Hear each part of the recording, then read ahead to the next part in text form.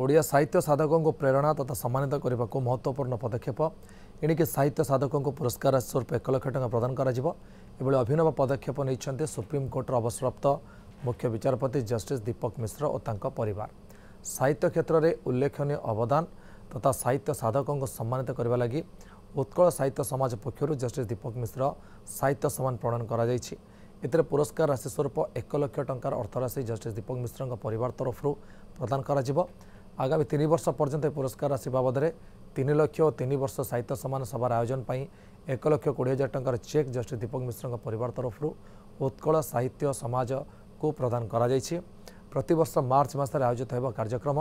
अवसरप्राप्त justice दीपक मिश्र बासभवन में आयोजित सामाजिक सम्मेलन में एने सूचना दी जाइए। समस्ते जानिबा दरकार जे मु होउची मोर मातृभाषा एटा तेणु कवि लिखिथिले मातृभाषा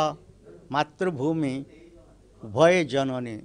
जननी और जन्मभूमि सहित आमर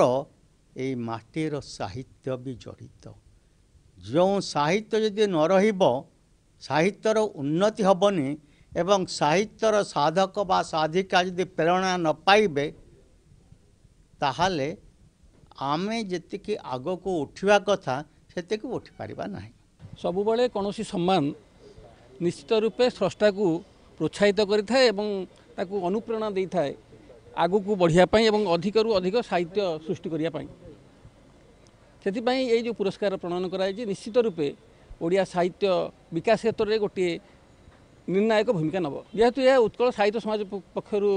प्रदान करा यह निश्चित रूपे उत्कल साहित्य समाज द्वारा आयोजित हो उत्कल साहित्य समाज 2टी कक्ष अच्छी